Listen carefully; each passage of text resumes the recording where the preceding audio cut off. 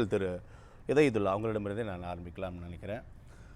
இன்றைய காங்கிரஸின் புறக்கணிப்பு, அது தொடர்பாக எழுந்திருக்கக்கூடிய கருத்து விமர்சனங்கள், அதற்கு உங்களுடைய மாநில தலைவர் ஏறக்குறைய ஒரு விளக்கத்தை தெரியப்படுத்தி இருந்தால் கூட தொடர்ச்சியாக கூட்டணி தொடர்பாக நிறைய கருத்து விமர்சனங்கள் தொடர்கிறது. அதோட நீட்சியாக தான் இந்த சம்பவத்தை பார்க்க வேண்டும் அப்படின்ற கருத்து இதன் மீது தொடர்கிறத நம்ம பார்க்குறோம். எப்படி பார்க்கலாம், எப்படி பார்க்குறீங்க? எல்லாருக்கும் ஒரே கொள்கை இருந்தால் கூட்டணிக்கு வேலை இல்லை. ஒரே கட்சி ஆயிடலாம். எல்லா கட்சியும் திமுகவோ மதிமுகவோ அல்லது அதிமுகவோ அல்லது காங்கிரஸோ எல்லாமே ஒரே கட்சியாக இருக்கலாம். ஏன் வேறு வேறு கட்சியாக இருக்குது? மக்களுக்கு நல்லா தெரியும். நம்மளை விட ஒவ்வொரு கட்சிக்கும் ஒரு கொள்கை இருக்குது, ஒவ்வொரு கட்சிக்கும் ஒரு செயல்முறை இருக்குது. அதனால் பல கட்சிகள் ஒன்றிணைந்து கூட்டணி வைக்கிறாங்க. அண்ணன் நம்முடைய ரவீந்திரன் துரைசாமிகிட்ட கேட்டால் சொல்லுவார், 1967 எப்படி கொள்கை விரோதமாக இருந்தவர்கள்லாம் ஒன்று சேர்ந்து ஒரு கூட்டணியை அமைச்சாங்கலாம் சொல்லுவாங்க. உங்களுக்கு தெரியாத விஷயம் இல்லை. நேர் எதிர் கொள்கை உள்ளவங்களாம் அது கூட்டணி சகாப்தம் ஆரம்பமான ஒரு காலகட்டம். அப்போ கொள்கை முரண் அதிகமாக உள்ளவர்களே ஒன்று சேரும்போது நேர் எதிராக உள்ளவங்க, இப்போ அண்ணன் வைகோவும் காங்கிரஸும் எங்களுக்குள்ள எந்த ஒரு பெரிய பிரச்சனைகளும் இல்லை. 1-2 சிறு பிரச்சனை இருக்கலாம், அவ்வளோதான். இன்றைக்கி திமுகவும் காங்கிரஸும் நீண்ட நாட்களாக கூட்டணியில் இருக்குது. எங்களுக்குள்ள சிறு வித்தியாசங்கள் இருக்கலாம், சிறு கொள்கை வித்தியாசங்கள் இருக்கலாம். ஆனால் நாங்கள் அதையெல்லாம் தாண்டி, அதாவது குணம் நாடி குற்றமும் நாடி அதில் மிகை நாடி மிக்க குழல் என்று அற்புதமாக வள்ளுவர் 2000 வருஷத்துக்கு முன்னே சொன்னார். அதனால் ஒட்டுமொத்தமாக எங்கள் கூட்டணியில் திருமாவளவன், அதே மாதிரி வைகோ, அதே மாதிரி முஸ்லீம் கட்சிகள், 2 கம்யூனிஸ்ட் கட்சிகள், காங்கிரஸ் கட்சி. உங்களுக்கு நன்றாக தெரியும், காங்கிரஸ் கட்சியும் கம்யூனிஸ்ட் கட்சியும் கேரளாவில் எதிராக இருக்காங்க. அதே மேற்கு வங்காளத்தில் பல நேரங்களில் ஒன்று சேர்ந்துருவாங்க. ஆக கம்யூனிஸ்ட் கட்சியும் காங்கிரஸ் கட்சியும் தான் தமிழ்நாட்டில் ஒரு காலத்தில் ஆளும் கட்சியாகவும் எதிர்கட்சியாகவும் இருந்துச்சு. இதெல்லாம் வரலாறு மக்களுக்கு படித்தவர்களுக்கு தெரியும்.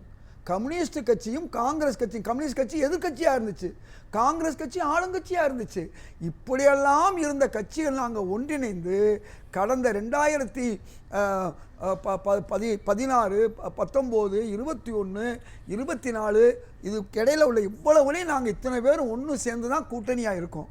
ஆனால் எங்களுக்குள்ள பெரிய கொள்கை முரண்கள் இல்லை, சில சின்ன கொள்கை முரண்கள் இருக்குது. இப்போ உதாரணமாக வைகோ அவர்கள் இன்றைக்கு ஈழத்தமிழர்கள் பிரச்சனையில் பிரபாகரனுக்கு ஆதரவாக இருக்கக்கூடியவர். இன்றும் சரி அன்றும் சரி. இன்றைக்கி போலியா சிலர் வந்திருக்காங்க, நாங்களும் பிரபாகரனுடைய பிள்ளைகள், பிரபாகரனுடைய சொந்தங்கள்னு. ஆனால் உண்மையாகவே பிரபாகரனோடு நெருக்கமாக இருந்தவர் வைகோ. எந்த அளவுக்குன்னு சொன்னால், அவர் கட்சியுடைய தலைமையை கூட கொஞ்சம் தூக்கி ஒரு ஓரமாக வச்சுக்கிட்டு இலங்கைக்கு ஒரு எம்பியாக இருந்து போனவர். அந்த அளவுக்கு அந்த விடுதலை புலிகள் இயக்கத்தோடு தொடர்பு உள்ளவர். ஆனால் எங்களை பொறுத்தவரை விடுதலை புலிகள் இயக்கத்துக்கு அதிக உதவி செய்தவர் இந்தியாவிலேயே இந்திரா காந்தி அவர்கள் தான். ரொம்ப உதவி செஞ்சாங்க. விடுதலை புலிகள் இயக்கம்னு ஒரு இயக்கம், ஒரு கட்டமைப்பு, அவர்களுக்கு ஒரு படை, அந்த படைக்கு பயிற்சி, இப்படி எல்லாம் உதவிகளையும் அதிகமாக செய்தவர் அன்றைக்கு உங்களுக்கு நன்றாக தெரியும் இந்திரா காந்தி. இந்த வைகோவின் நடைபயண தொடக்க விழா இந்த நிகழ்ச்சி அப்படின்றது மிக சரியாக சில மாதங்களுக்கு முன்னாடி திட்டமிடப்பட்டது. முதலமைச்சர் உள்ளிட்ட முக்கியஸ்தர்களாமே பங்கு பெற்றிருப்பதை நம்ம பார்க்கிறோம். இந்த புறக்கணிப்புக்கு அதுதான் காரணமா அப்படின்னா இல்லை அப்படின்ற ஒரு வாதம் முன்வைக்கும். நல்ல கேள்வி.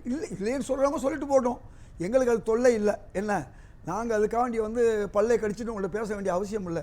எங்களை பொறுத்தவரை சில விஷயங்களில், அதாவது எங்களுடைய தலைவர் ராஜீவ் காந்தி அவர்களுடைய கொலைக்கு முன்னால் நாங்கள் விடுதலை புலிக்கு வேண்டியவர்களாக இருந்தோம்.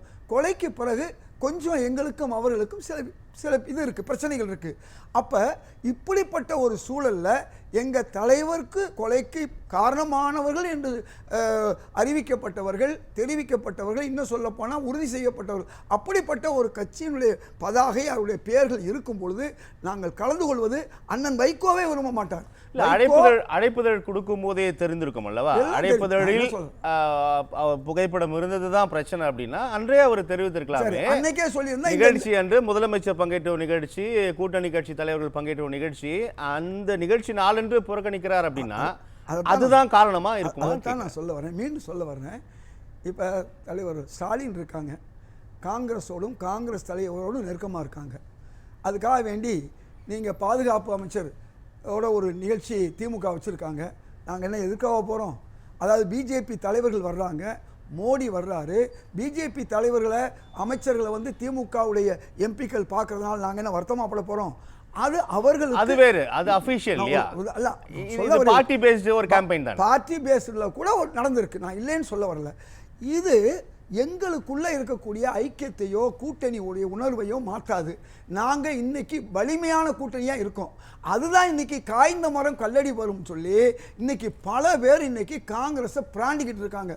எப்படியாவது இந்த கூட்டணியை உடைக்கணும், காங்கிரஸை எப்படியாவது திமுக விட்டு அப்புறப்படுத்தணும்னு யார் யாரெல்லாம் திங்க் பண்ணுறாங்கன்னா, திமுகவுக்கு ஆதரவாக இருக்கிறோம் என்று சொல்லக்கூடியவர்களும் இருக்கக்கூடிய சில ஊடகங்களும் கூட காங்கிரஸை எப்படியாவது இந்த கூட்டணியை விட்டு அப்புறப்படுத்தணும் நல்ல நோக்கம்னு அவங்க நினைக்கிறாங்க. கம்ஃபர்டபுளா காங்கிரஸ்ல இருந்தே இந்த குரல் எடுக்கிறது. நான் சொல்லி முடிச்சுக்கிறேன். கடந்த முறை மாதிரிலாம் விட்டு விட முடியாது. நீங்க ஆட்சியில் அதிகாரம் எங்களுக்கு பங்கு வேணும், நிறைய சீட்டுகள் வேணும், இல்லைன்னா வேறு வழியை பார்க்கலாம்னு உங்களுக்கு காங்கிரஸ்ல இருக்கக்கூடிய முக்கியஸ்திலே இந்த கருத்தை தெரிவிப்பதை நம்ம பார்க்கிறோம். நீங்க மறுக்க மாட்டீங்க, நான் நம்புறேன். கம்யூனிஸ்ட் கேட்கலையா, திரு விசிகா கேட்கலையா, எல்லாரும் கேட்கறது தான் சார். இது முக்கியம் அல்ல.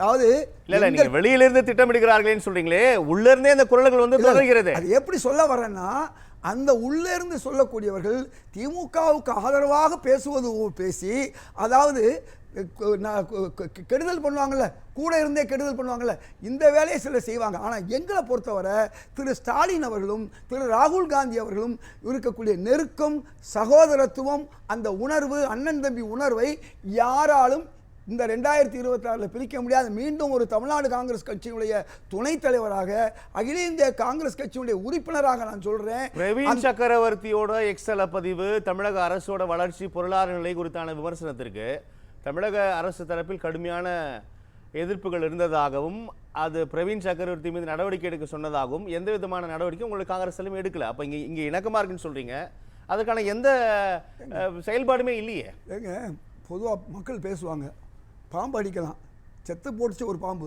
திருப்பி திருப்பி அடிப்பாங்களா? நான் கேட்குற கேள்வி என்ன சொல்றாங்க பாருங்க, இங்கே பாருங்க. விமர்சனம் திமுக ஆட்சி மீது காங்கிரஸ் வச்சிருக்கு, கம்யூனிஸ்ட் வச்சிருக்கு. 12 மணி நேரம் வேலைங்கும் போது கம்யூனிஸ்ட் சும்மா இருந்தாங்களா? நான் கேட்குறேன். வேங்கவேலு விஷயத்தில் வந்து என்னன்னு பிசிகா கேட்கலையா? அந்த விமர்சனங்களை ஏற்காமல் இருப்பதான பிரச்சனை. நிச்சயமா நீங்க சொல்றது. இதே நேரத்தில் செயின்ட் கோபின் விஷயம், அதே மாதிரி இது நம்முடைய பல்வேறு தொழிலாளர் விஷயத்தில், பஸ்ஸு கான்ட்ராக்ட் பஸ் விஷயத்தில் கம்யூனிஸ்டுகள், காங்கிரஸ் நாங்கள் எதிர்ப்பு கொடுத்தோம், அவர்கள் சரி செய்தார்கள். எப்படிப்பட்ட ஒரு ஆட்சி இன்னைக்கு நடக்குதுன்னா, ஆளுங்கட்சி எதிர்கட்சியாக கேட்டாலும் அதை சரி செய்து கொடுக்குறாங்க. அதே மாதிரி வந்து எங்களை போன்ற கூட்டணி கட்சிகள் விமர்சனம் வைத்தாலும் அதை சரி செய்து கொடுக்குற ஒரு கட்சியாக இன்னைக்கு திமுகவுடைய ஆட்சி இருக்கிறது, கட்சி இருக்குது, அந்த தலைவர் இருக்காரு.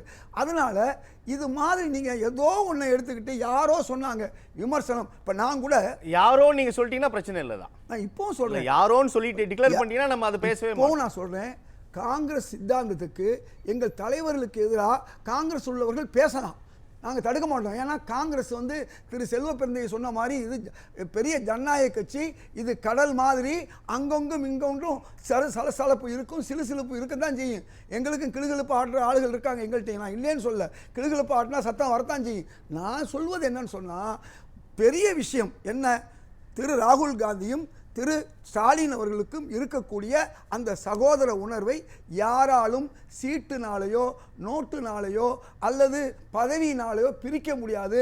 பல பேர் பல விஷயங்களை சொல்லலாமே ஒழிய எங்களுக்குள் அந்த மாதிரி இல்லை. ஒரு சின்ன உதாரணம், நானே வந்து பல நேரங்களில் இந்த மாதிரி காரியங்களை செஞ்சால் திமுகவுக்கு இன்னும் கூடுதலாக ஓட்டு வரும்னு சொல்கிறேன். அதை வந்து இணக்கமான கூட்டாளியாக இருக்குன்னு சொல்றீங்க. முதலமைச்சரே பங்கேற்ற நிகழ்ச்சியை புறக்கணிக்கிறது காங்கிரஸ், அதற்கு ஒரு காரணத்தை தருகிறது. அந்த இடத்தில் தான் உங்கள் இணக்கத்திற்கான கேள்வி உருவாக்கப்படுகிறது. திரும்பவும் நான் சொல்றேன், இது முதல்வர் கலந்து கொண்ட கூட்டம் தான். முதல்வரோட இன்னைக்கு பாஜக தலைவர்கள் கலந்து கொண்டது, பாதுகாப்பு அமைச்சர் அவர் பேர் என்ன சொல்லுங்கள், அவர் கலந்துக்கிட்டது. இதெல்லாம் வந்து நாங்கள் என்ன அன்றைக்கி போய் உட்காந்து நீ பக்கத்தில் நின்றமா, நாங்கள் நிற்க மாட்டோம். இது திரு வைகோ அவர்கள் நல்ல நோக்கத்துக்காக அவர் செய்யக்கூடிய அந்த பாத யாத்திரையை நாங்கள் எங்கிருந்தாலும் வாழ்த்துவோம். அவர் எங்களோடு கூட்டணி கட்சியில் இருக்கக்கூடிய ஒரு தலைவர். வைகோ அவர்களை பொறுத்தவரை திரு முதல்வர் அவர்கள் அற்புதமாக பேசியிருக்காரு. தந்தை பெரியாரை ஒப்பிட்டு பேசியிருக்காரு. தந்தை பெரியார் எப்படி முதிர்ந்த வயதில் வந்து மக்களுக்காக அதாவது மனிதாபிமானத்துக்காக வாழ்ந்தாரோ, தன் மான ஈனத்தை பற்றி கூட கவலைப்படாமல் மனிதாபிமானத்துக்காக வாழ்ந்தாரோ, அப்படி இன்றைக்கு வைகோ அவர்கள் 82 28 போட்டு இந்த வயசிலும் நல்ல காரியத்திற்கு பாத யாத்திரை சொல்கிறார். அதே நேரத்தில் அவருக்கு பிடித்த தலைவரை படத்தில் வச்சுருக்காரு. அது அவருடைய விருப்பம். எங்களுக்கு அது பிடிக்கலை, அது எங்கள் விருப்பம். இது ஒன்றும் எங்களுக்குள்ள சலசலப்பு. அண்ணன் வைகோ அவர்களோடு அந்த கூட்டணியில் நாங்கள் இருக்கோம், எங்களோடு அவர் இருக்கார். திரு செல்வ பெருந்தையை பொறுத்தவரை அவர் எடுத்த முடிவு அந்த விஷயத்தில் சரியான முடிவு என்பதுதான் என்னுடைய கருத்து. அதே நேரத்தில் எங்கள் கூட்டணிக்குள்ள எந்த குழப்பமும் இல்லை. உங்களுக்கு பல உதாரணம் சொல்லிட்டேன். திமுக நடத்தக்கூடிய எல்லா கூட்டங்களிலும் நாங்கள் இருக்கணும்னு அவசியம் இல்லை. விசிக நடத்தக்கூடிய எல்லா கூட்டங்கள்லையும் காங்கிரஸ் இருக்கணும்னு அவசியம் இல்லை. ஆனால் நாங்கள் கூட்டணி என்று வரும்பொழுது ஒன்றாக இருப்போம், நன்றாக இருப்போம், வென்று காட்டுவோம். இதுதான் இன்னைக்கு நான் சொல்ல முடியும். நல்லது, நம்ம தொடர்ந்து பேச இதயத்துள்ள அவங்களுடைய கருத்து பாருங்க. அதாவது யூடியூபோட ட்விட்டர் வந்து அரசியல்வாதிகளுடைய அந்த ஒரு அங்கமாக இருக்குது. அது தெளிவாக சொல்லுது, திமுக கூட்டணியில் கொள்கை முரண்கள் உள்ளனவானா இல்லைன்னு 65 விழுக்காடு. இதுதான் நாளைக்கு இந்த கூட்டணிக்கு சட்டமன்றத்தில் வரக்கூடிய ரிசல்ட்டும் கூட என்று நான் சொல்லிட்டு, சகோதரர் நந்தகுமார் சொல்லும்போது அவர் ஒன்று சொன்னார். யூடியூப்பை நீங்கள் ஏற்கலையோ? எப்படி? இல்லை இல்லை, யூடியூப்ல 60 விழுக்காட்டினர் உங்களுக்கு எதிராக பதிவிட்டு இருக்கிறார்கள். யூடியூபை விட ட்விட்டர் என்பது அரசியல் களம், அதனால அப்படி அரெஸ்ட் பண்ணிட்டீங்க. அப்படி வச்சுக்குவோம். ரெண்டாவது, நம்ம காமராஜ் ஆட்சி என்பது ஒரு குறியீடு. எதெல்லாம் சிறப்பான ஆட்சியோ அது காமராஜ் ஆட்சி தான். ஒன்று, காமராஜ் மதிய உணவு கொடுத்தாரு, திரு ஸ்டாலின் அவர்கள் காலை உணவை கொடுக்குறாரு. அப்போ அந்த வழியில் போறாருன்னு அர்த்தம் ஒழி, அதுக்காக வேண்டி காமராஜ் மாதிரி இன்னொருத்தர் வர முடியாது, ஸ்டாலின் மாதிரி இன்னொருத்தர் வர முடியாது, ஏன் கலைஞர் மாதிரி இன்னொருத்தர் வரவே முடியாது. அதையும் நான் ஆணித்தரமாக சொல்கிறேன். ஏன்னா நான் கேட்டதெல்லாம் பொது விஷயங்கள்லாம் கொடுத்தவர் அவர். எதுக்கு இல்லை சொல்லி முடிச்சிருக்கேன். அதாவது இன்றைக்கு முக்கியமான விஷயம், இன்னைக்கு பல பேருக்கு தெரியாத விஷயத்த நந்தகுமார் அழகா சொன்னார். காங்கிரஸுக்கு வந்து நீங்கள் 50 கொடுத்தா அது 10 விழுக்காடு வாங்கும், நீங்கள் 25 கொடுத்தா 5 விழுக்காடு தான் வாங்கும். அதே நேரத்தில் பாராளுமன்றத்தில் 10ன்னு வரும்போது 4ல் ஒரு பங்கு வரும்போது 10% எடுத்திருக்கு. அப்படின்னா என்ன, காங்கிரஸுக்கு 45% ஓட்டு இருக்குன்னு அர்த்தம் 40க்கு கொடுத்தா. ஆனால் தனித்தனியாக நிற்கும் போது உள்ள சூழல் வேற. அதனால காங்கிரஸ் கட்சியை கிள்ளுக்கிறையாக நினச்சிட்டு திமுகவுக்கு நல்லது செய்கிறோம் சொல்லி ஊடகத்தில் பல பேர் பேசுகிற அந்த பேச்சு இருக்கு பாருங்க, காங்கிரஸ் ஒன்றும் இல்லைன்னு, அது திமுகவை மறைமுகமாக வீழ்த்துறதுக்குன்னு சொல்லி திராவிட முன்னேற்ற கழகத்துடைய தலைமைக்கு தெரியும்.